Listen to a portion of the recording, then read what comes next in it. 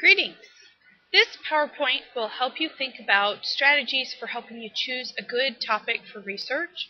It is a bit like letting your curiosity run wild and not necessarily choosing the first thing that comes to mind, but really opening your mind to the possibility of a lot of options and then selecting the one that's going to be the most effective. The first thing that's important about research is a sense of curiosity. Research is about answering really good questions, and you need to think to yourself, what has made you curious lately? What has made you think, Research is about maintaining a sustained interest in something. Remember that a research project spans a pretty significant period of time. So what things hold your interest, what things keep you coming back for more, even when you are tired, and you think you would just rather go to sleep. Research helps us to answer those really difficult, controversial questions. What are the big problems that you see around you that need to be considered? What are the problems that need to be solved?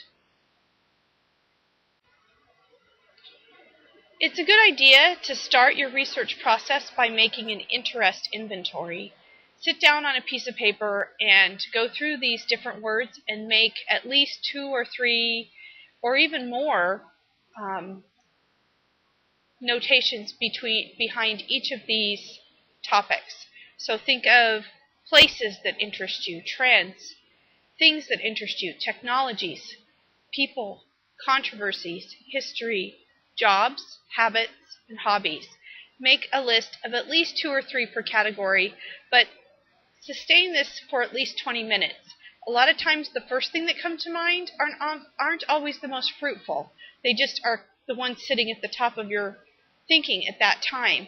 And taking the time to really push yourself to develop those lists is going to give you a much more complex and fruitful pool from which to choose.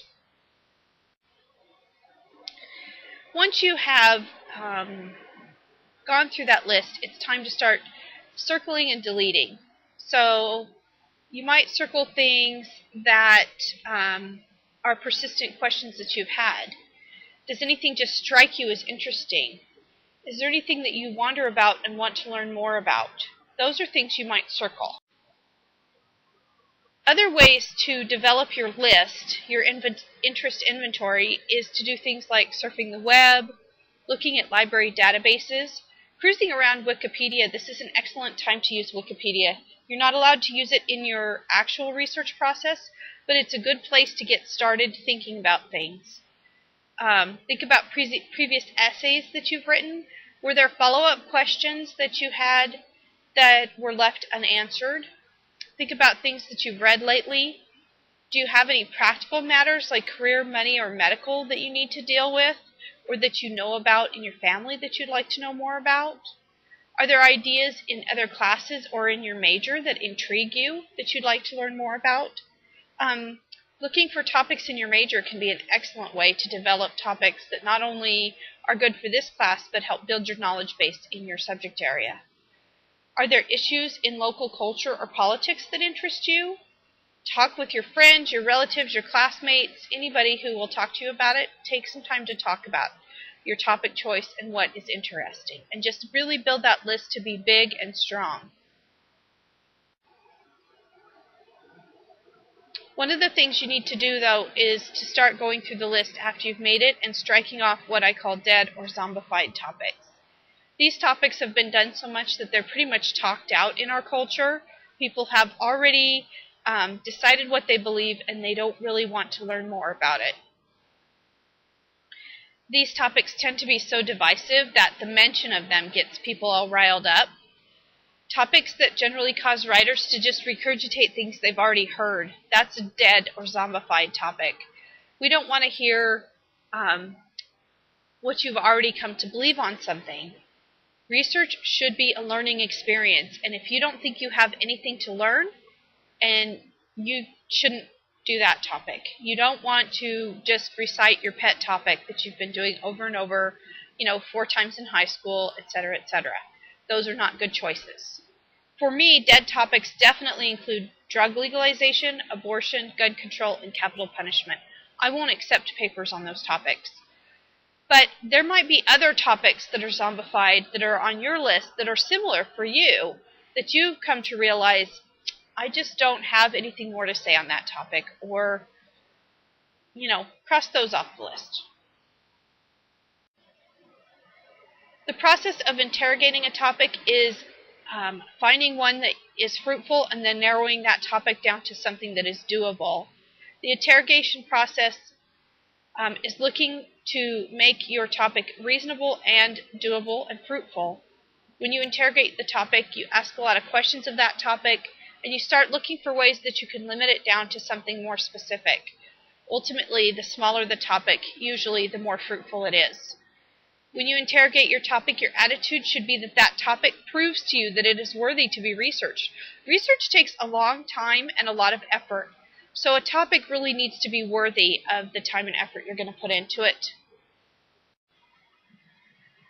The next thing you need to ask of your topics that you have narrowed down to is, are they arguable?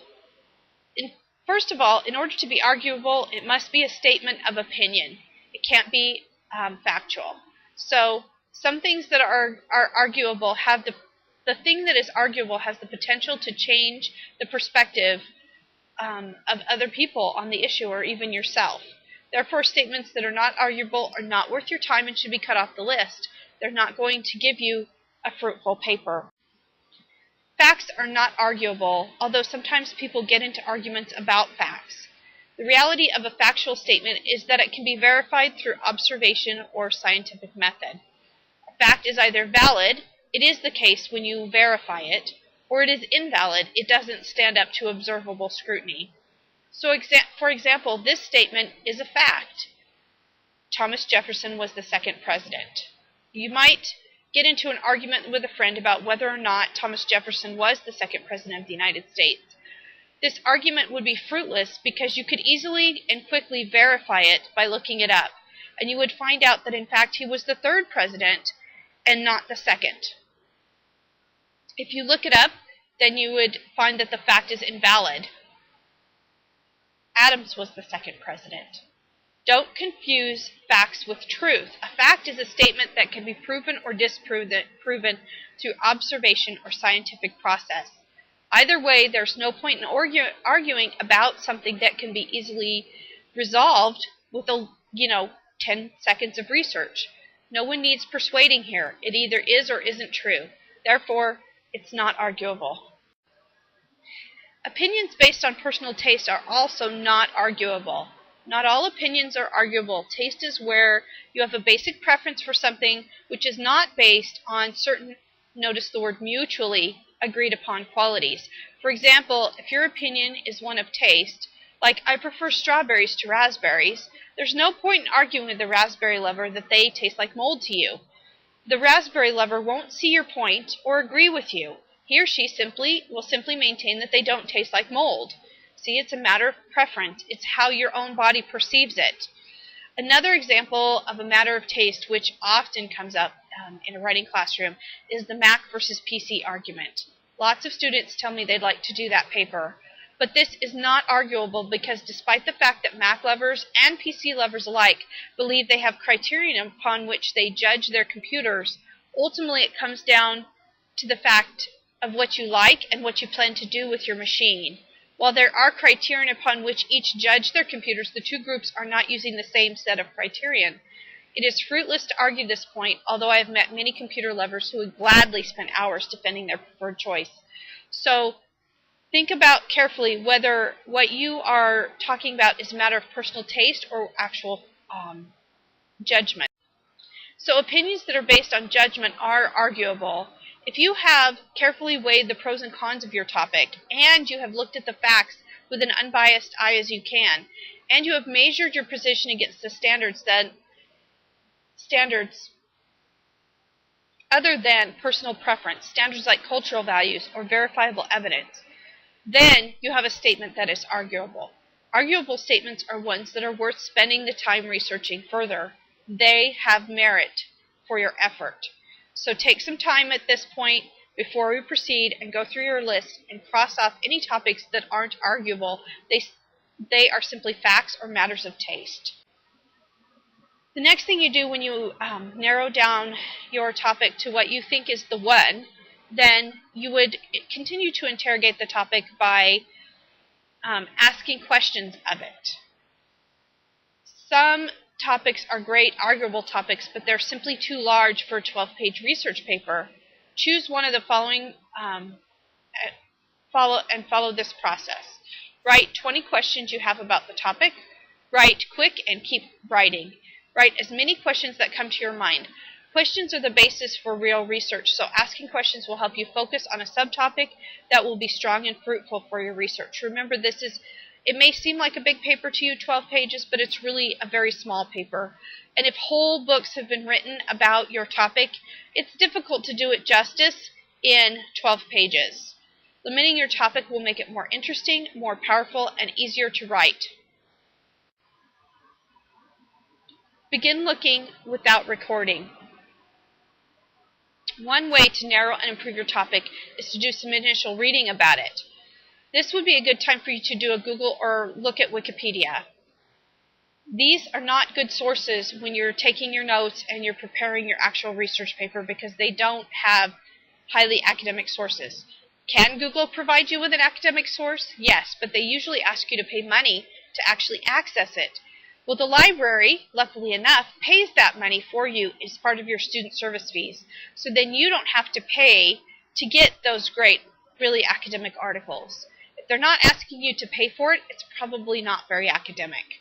So these sources can help you to limit down your thinking so that when you start your research, you have a sharp focus on what you want to do.